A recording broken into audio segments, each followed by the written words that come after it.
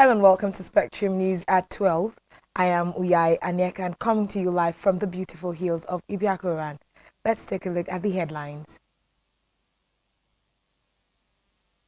President Buhari orders security heads to eliminate terrorists in the country. What it requires is continuous. Chief of Army Staff orders troops to be ruthless with terrorists. Plus, Pope Francis offers to meet with Russian President Putin over invasion of Ukraine. Details of the stories and more.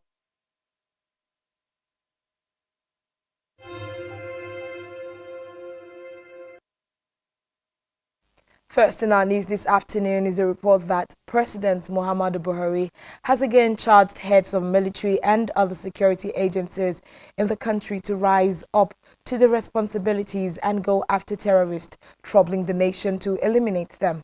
He gave the charge after joining other Muslims to observe the Eid prayers at the Mambila Barracks Parade Ground, Abuja.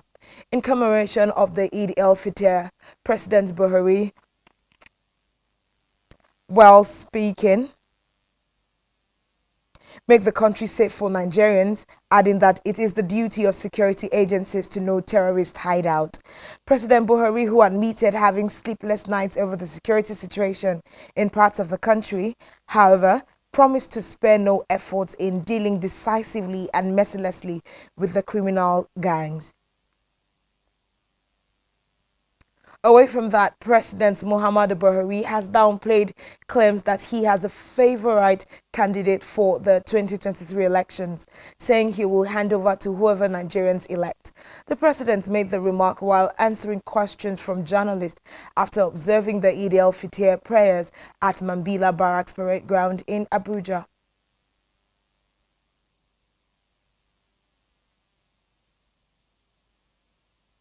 In the meantime, President Buhari has discussed issues bordering on military cooperation, bilateral ties and global interest with his Turkish counterpart, Tayyip Erdogan. The discussion took place via a call from Erdogan on the occasion of this year's Eid el-Fitr celebrations. Meanwhile, President Buhari has blamed the delay in rescuing those kidnapped in the Abuja-Kaduna-bound train from their abductors' den on tactics deployed by the terrorists and other bandits, using their victims as human shields. This is as the president assured families of the kidnapped victims that efforts were ongoing to ensure safe return of all those being held by bandits. According to the president, bandits and terrorists, unlike professional soldiers, do not respect the rules of engagement and therefore could resort to harming their hostages when under threat. Buhari said the service chiefs and the Inspector General of Police IGP have the responsibility of locating the bandits in their hideouts for elimination. On security, to protect Nigeria's corporate existence, the Chief of Army Staff, COAS, Lieutenant General Farouk Yahaya, has directed the military to be ruthless with Boko Haram and Islamic State West Africa Province ISWAP terrorists. Addressing the 2022 Salah luncheon for wounded troops at the Malari Cantonment, Maiduguri, Borno State, the Army Chief instructed soldiers not to only seize weapons, but also to neutralize the insurgents. Yahaya, who charged the combat to have more determination, commitment and aggressiveness in ridding the country of terrorists and criminals, also urged the troops to end the war that has claimed several lives and properties. Still on security, Inspector General of Police IGP Usman Alkali Baba has ordered the deployment of 4 police helicopters on enhanced aerial surveillance. The helicopters are to support police operational assets and ensure adequate security across the country. Police spokesperson Chief Superintendent of Police CSP Muyiwa Dejobi, who made the disclosure, said the directive was in furtherance of the IGP's commitment to continually provide security, adding that the IGP has released funds and required logistics to facilitate the expensive deployment. In politics, plans are underway by the People's Democratic Party, PDP, to prune the number of presidential aspirants ahead of the primaries slated for May 28th and 29th. A presidential screening committee set up by the PDP leadership last Friday cleared 15 of 17 aspirants jostling for the ticket and disqualified 2. Chairman of the committee, David Mark, said the 2 aspirants were disqualified for failing to meet the screening requirement. The disqualified aspirants whose identities are being concealed by the committee will today appear before the party's presidential screening appeal panel. Elsewhere, Benue State Governor Samuel Otom has commended the courage and resilience of the Nigerian press in the sustenance and promotion of the tenets of democracy in the country. Governor Otom, in a goodwill message to commemorate this year's World Press Freedom Day, said credit must be given to the press for the enduring democracy and its resilience in the face of daunting challenges to continue to inform, educate, and entertain the populace. Recall that the United Nations General Assembly declared May 3rd every year to celebrate the media and appreciate the importance of press freedom globally. The theme of this year's World Press Day is journalism under digital siege. The governor, who noted the harsh environment under which the Nigerian media operates, urged the federal government to consider subsidies and important waivers for media equipment. This, he opined, will help the media industry survive the harsh economic environment and put it in better stead to contribute immensely to the socio-economic and political development of the country. Away from that, the Parliamentary Staff Association of Nigeria has rejected the proposed skeletal payment of outstanding national minimum wage by the National Assembly Service Commission. The National Assembly workers threatened to embark on strike if the management of the National Assembly failed to pay the arrears to all categories of workers by the end of May. Meanwhile, Rivers State Governor Nyesom Wike has approved the payment of pension to additional 1,191 retirees. Deputy Governor Dem Harry Banigo, who represented Wike at the 2022 Workers' Day celebration, said the government has provided stipends to all state secondary schools to enhance the studies, as well as approved the immediate release of monthly pension salaries of additional 1,191 retirees. Back here, public health practitioner Professor Ukeme Eyo has advised Nigerians to seek overall health and well-being by ensuring safety within and outside the work environment. According to him, being generally security conscious is important to individual health and well-being. Our correspondent has the rest of the report.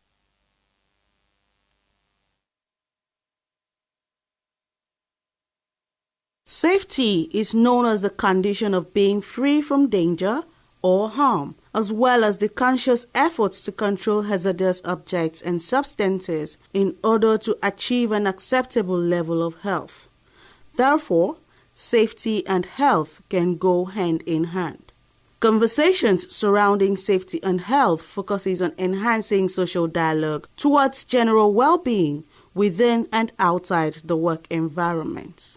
Within the work environment, employers have been encouraged to maintain a safe and healthy workplace by implementing recommended safety and health procedures to prevent workplace injuries, illnesses, and deaths, increase productivity, as well as reduce the sufferings and financial strains these events may cause on workers and the employer. Outside the work environment, a public health practitioner, Professor Ukeme Eyo, advises on best safety practices. Security is a problem now all over the world, not only Nigeria.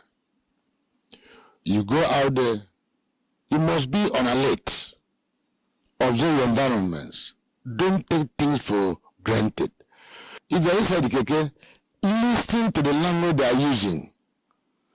They have coded messages for female victim, a male victim, a young victim.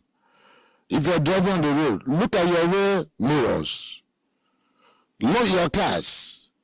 Don't stop at junctions to ask somebody this list to wear. Get your instruction before you leave your house. If you're inside your house, lock your doors. Don't stay outside before 7 p.m. Ensuring good health and safety practices go a long way in enhancing overall health and well-being. Edidion Martin, reporting for SpectrumTV. In Africa, Mali's ruling junta has announced it is breaking off from its defense accords with former colonial ruler France, condemning flagrant violations of its national sovereignty by the French troops there. The junta spokesman, Colonel Adeboulaye Maiga, in a televised statement, noted that there has been a profound deterioration in military cooperation with France. Maiga cited multiple instances of French forces violating the country's airspace, referring to June 2021 decision by France to end joint operations with Malian forces. According to reports, tensions between France and the junta in Mali, which seized power in August of 2000, have been rising for some time, with the announcement being the latest confirmation of deteriorating relations between the junta and France. Still in Africa, as Kenya's general elections are approaching, tension between President Uhuru Kenyatta and his Vice President William Ruto is mounting, with President Kenyatta asking his deputy to resign, claiming he did not act enough for his country. The general elections are meant to happen in August, and 47 candidates have already joined the race. Reports say although Kenyatta can no longer stand for re-election after 2 terms, William Ruto is resenting him for backing Raila Odinga, a former prime minister, instead of him. Meanwhile, the president does not have the ability to get rid of his deputy, as he can only be removed through impeachment or incapacity. On the foreign scene, foreign embassies are slowly reopening their doors in Ukraine's capital as the security situation there improves. Hungary reportedly became the latest country to announce that its embassy was operating out of Kyiv once again, the same day that Denmark said it too would be reopening its embassy. Still on the foreign scene, UK Prime Minister Boris Johnson will describe Ukraine's resistance to the Russian invasion as the country's finest hour when he addresses its parliament later today. Speaking virtually to members of parliament, Boris will also set out details of 300 million euros in extra military support, which will include electronic warfare equipment, a counter-battery radar system, GPS jammers, and night vision devices. Johnson's speech is expected to echo the words of Prime Minister Winston Churchill, just as Ukraine's President Volodymyr Zelensky did when he addressed members of parliament at Westminster in March. Meanwhile, Pope Francis says he has offered to travel to Moscow to meet Russian President Vladimir Putin to discuss the war in Ukraine, but has not yet heard back. The Pope told newsmen that he had sent a message to Kremlin 20 days after the Russian invasion via the Vatican's top diplomat, as well as having a 40-minute Zoom call with the head of Russian Orthodox Church. It is the first time the pontiff has mentioned Russia or publicly named Putin since the beginning of the war in Ukraine more than 2 months ago. Still to come in the news. FIFA fines Nigeria 63.9 million naira over Abuja stadium violence. Do stay with us.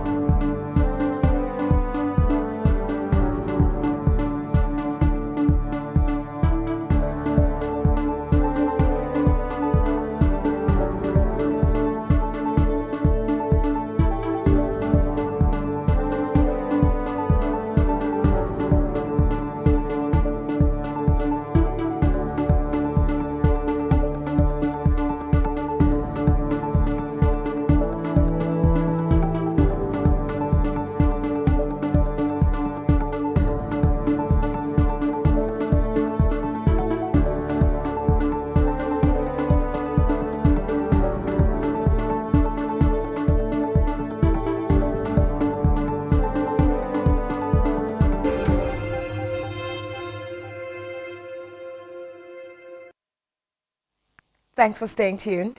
On our business news, the Association of Nigerian Licensed Custom Agents, ANSELA, will be writing the National Assembly immediately after the Eid al-Fitr break to express their grievance over the newly introduced 15% National Automotive Council levy introduced by the Nigeria Customs Service on imported vehicles.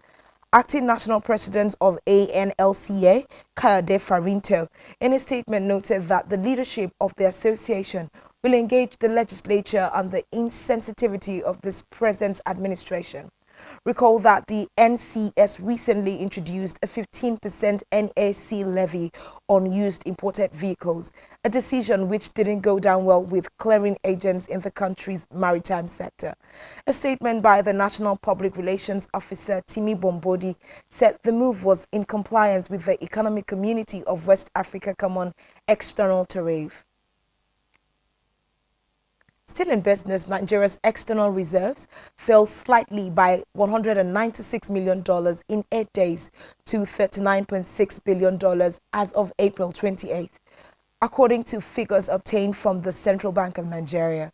The CBN revealed that the reserves, which had earlier gained $243.83 million in 19 days from $39.54 billion as of April 1st, 2022, and rose to $39.78 billion as of April 19, 2022, returned to a downward path. The Bankers Committee has expressed the need for the country to boost revenue for non-oil sector to reduce impact of volatile oil price on the country's reserves. In health, a mental health expert, Professor Taiwo Sheikh, says mental health care services should be integrated into primary health care, general hospital and tertiary level care, noting that the integration will help reduce stigma and the number of patients visiting traditional homes for care. Sheikh, a professor of psychiatry at the Ahmadu Bello University, Zaria, Kaduna State, said there was a huge gap in the number of mental health services available in the country and the number of people demanding the services. Speaking with newsmen, the medical experts lamented the lack of specialists, inadequate modern mental health facilities, and poor funding were confronting mental health services in the country. Professor Sheikh called on the government to address the gaps for people with mental illnesses and ensure they have access to modern mental health services and stop patronizing unorthodox care. Still in health, Professor Abdulsalam Nasidi, professor of virology, has called for the strengthening of routine immunization in the country, noting that it would help reduce death from preventable diseases. According to the virologist, routine immunization has saved lives from generations and will continue to do so in the future, stressing that no one should die from a preventable disease. While speaking to newsmen in Abuja, he said a long life for all starts with access to vaccines, adding that vaccines are powerful tools to fight against emerging and re-emerging infections like polio, yellow fever, cervical cancer, and more. In sports, World Football Governing Body FIFA has imposed a 64 million naira fine on Nigeria for crowd disturbances that followed the Super Eagles' inability to beat Ghana and qualify for Qatar 2022 World Cup. Recall that the Super Eagles on March 29, 2022 managed to hold the Black Stars to a 1-1 draw at the MKO Abiola Stadium, Abuja, thus losing to the bid to make the Qatar 2022 list to the Ghanaians. To vent their anger and frustration over their team's poor show, football fans at the stadium went berserk, destroying everything in sight. The FIFA disciplinary panel also judged dozens of similar cases from World Cup qualifying games played since January and handed out several other fines and stadium closures. Still in sports, Russia have been disqualified from this summer's Women's Euros, while its bid to host the Men's Euros in 2028 and 2030 have been deemed ineligible by UEFA. European football's governing body also ruled that Russian teams will not be allowed to play in UEFA club competition next season. On entertainment, One of fashion's biggest events, the Met Gala, has rolled out its red carpet in New York for some of the globe's best-known stars. This year's dress code gilded glamour, evoking America's late 19th century age of economic boom, sparked some debate on social media. Among the guests was former presidential candidate Hillary Clinton, who said she was attending for the first time in 20 years to celebrate the fashion and spirit of America. The party raises millions of dollars for the Metropolitan Museum of Art Costume Institute, a fashion museum whose tens of thousands of exhibits are closed to the general public.